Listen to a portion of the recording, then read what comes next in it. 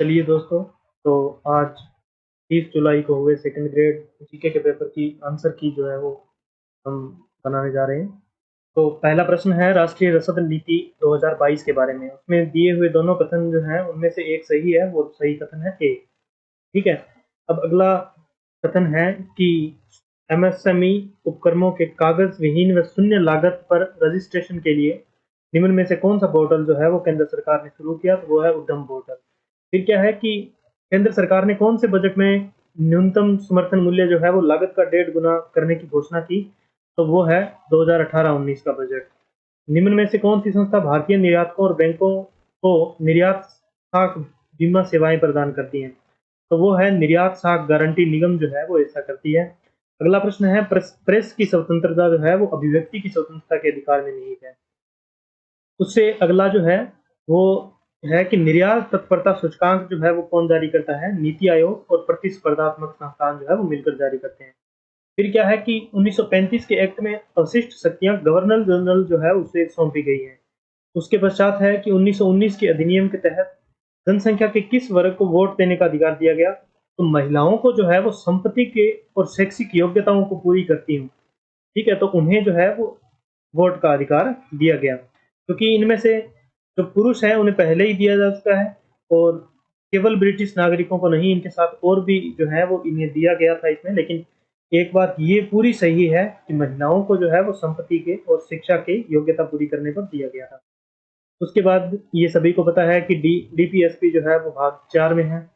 फिर क्या है कि राष्ट्रपति का निर्वाचन सभी को पता है कि अप्रत्यक्ष निर्वाचन होता है। फिर अगला प्रश्न है कि संविधान सभा के सदस्यों का चुनाव जो है वो प्रांतों की विधानसभाओं ने किए।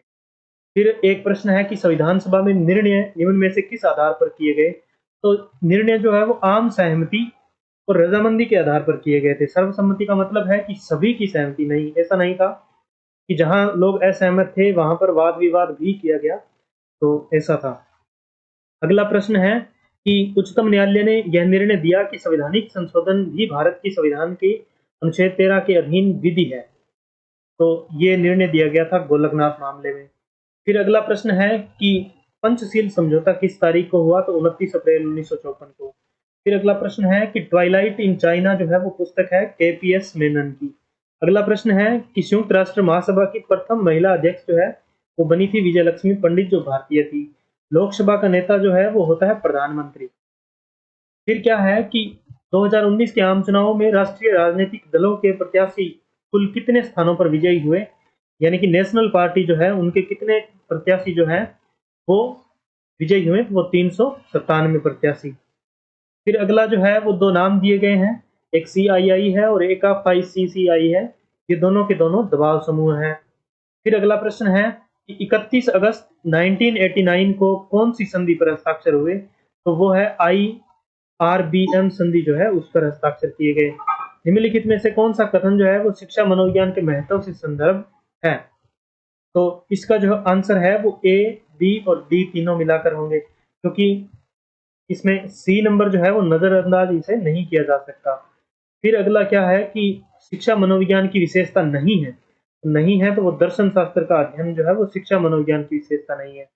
अगला प्रश्न है कि अधिगमकर्ता के संदर्भ में निम्नलिखित में से सही कथन कौन सा है, तो चारों के चारों कथन जो है वो सही होंगे।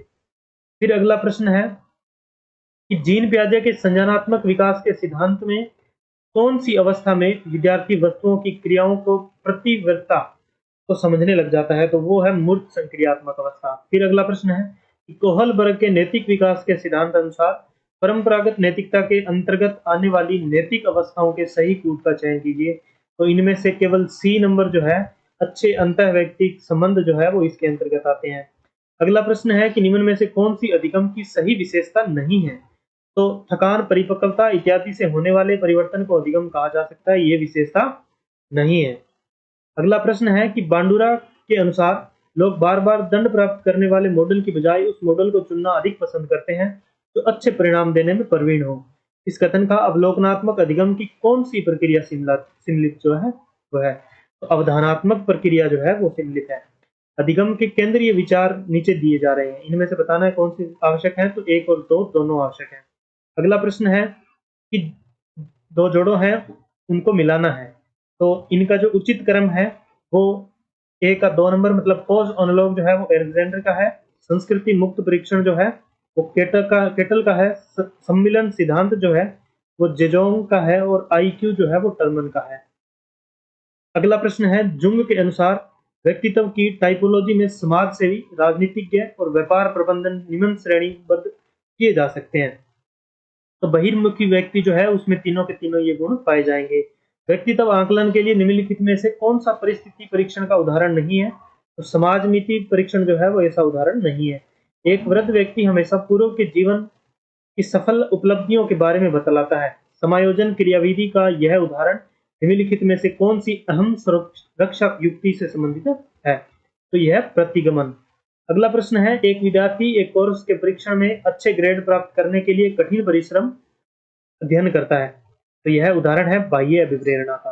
अगला प्रश्न है कि बीके पासी द्वारा निर्मित जो है वो सृजनात्मकता परीक्षण का उप परीक्षण नहीं है। तो सामान्य उपयोग परीक्षण जो है वो इसका उप परीक्षण नहीं है। एक व्यक्ति अपने स्वयं को समझने और प्रभावी रूप से अपने जीवन को निर्देशित करने की योग्यता रखता है। गार्डनर के अनुसार व्यक्ति निम्नलिखित में से किस प्रकार का फ्रेम ऑफ माइंड है? तो अंतः व्यक्ति कौशल जो है वो ऐसा व्यक्ति होता है।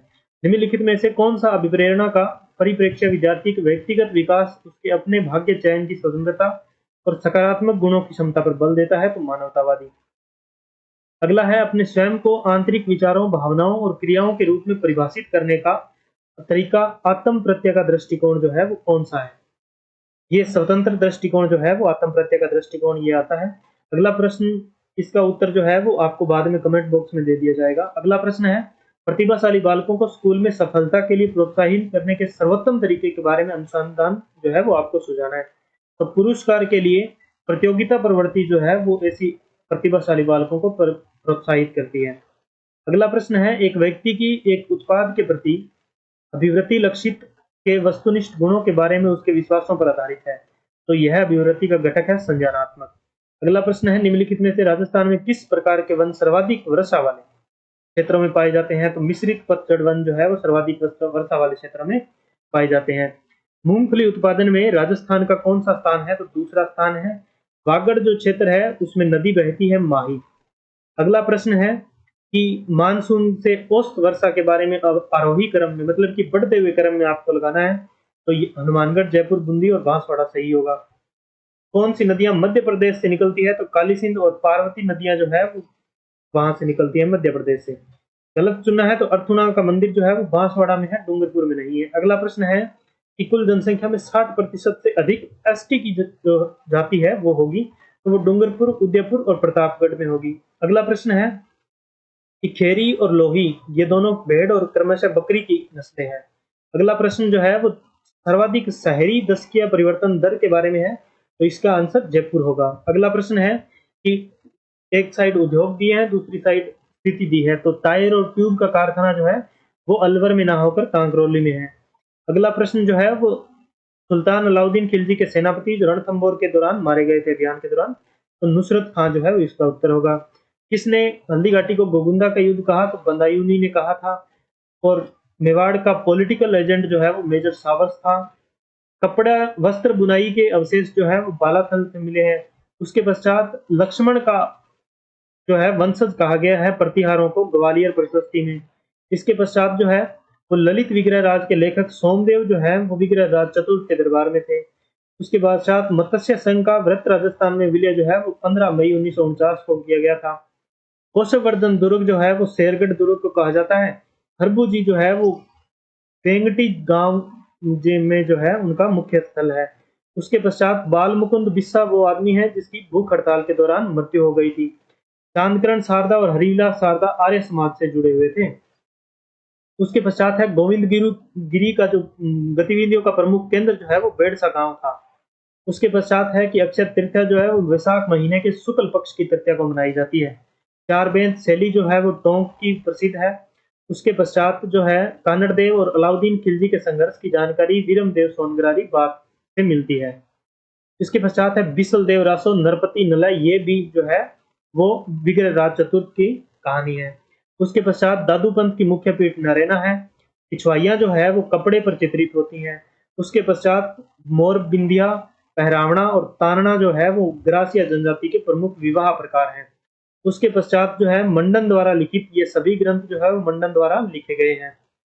उसके पश्चात है कि राज्यपाल जो है उसको हटाने के लिए जो प्रस्ताव है वो विधानमंडल में नहीं लाया जा सकता, वो संसद में लाया जा सकता है। उसके पश्चात या फिर उसे राष्ट्रपति द्वारा हटाया जा सकता है। किसी संविधान संशोधन के तहत एक ही व्यक्ति 2 या 2 से अधिक राज्यों का राज्यपाल बनाया जा सकता है, तो 7वें संविधान संशोधन द्वारा यह प्रावधान किया गया।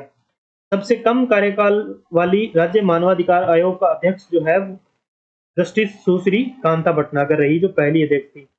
उसके पश्चात सबसे कम अवधि की मुख्यमंत्री जो है कि वो हीरालाल देवपुरा थे, 16 दिन थे। उसके पश्चात अशोक गहलोत का फर्स्ट कार्यकाल शुरू होता है 1 दिसंबर 1998 से। 15वीं विधानसभा में एससी की 8 और एसटी की 3 महिला विधायक चुनी गई थी। उसके पश्चात जो है 2004 में राजस्थान पंचायती राज अधिनियम में संशोधन नहीं किया गया था।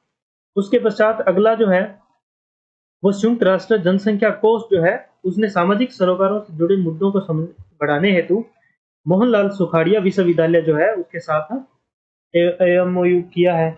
उसके पश्चात आरपीएससी के अध्यक्षों का कालक्रम जो है वो ए, सी, बी और डी होगा। उसके पश्चात छोटे कार्यकाल वाले मुख्य सचिव जो है वो राजीव स्वरूप हैं। उसके पश्चात 4 लाख की जनसंख्या पर जिला परिषद में सदस्य जो है वो 17 जो है निर्वाचित होंगे। उसके पश्चात जो है 13.48 करोड़ की राशि जो है वो धार्मिक पर्यटन को बढ़ावा देने के लिए नागौर, जैसलमेर और अलवर को दी गई है।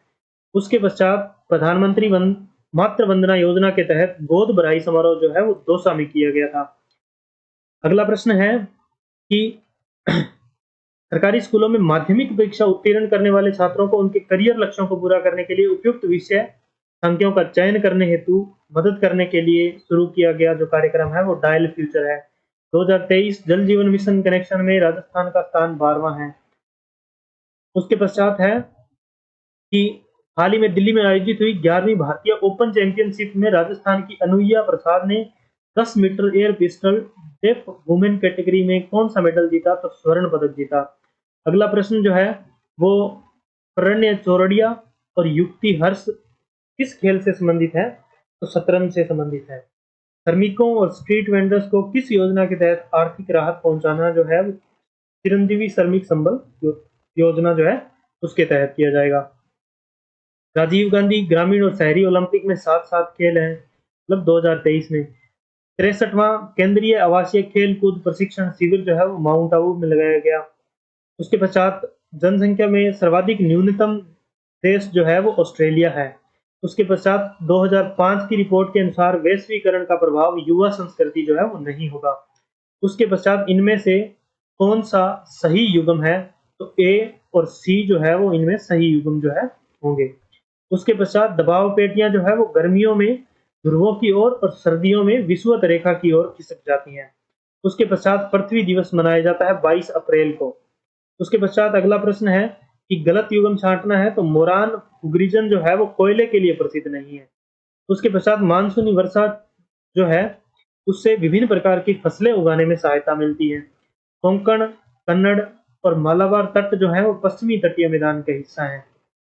नर्मदा और ताप्ती नदियों के बीच सतपुड़ा पर्वत श्रेणी जो है वो निर्मित है। उसके पश्चात अंडमान निकोबार में उष्ण कटिबंधीय सदाबहार वन जो है वो पाए जाते हैं। तो धन्यवाद। और अगर कोई आपको इसमें गलती लगे तो आप कमेंट बॉक्स में जरूर बता सकते हैं। लाइक करें, शेयर करें और सब्सक्राइब करें। धन्यवाद।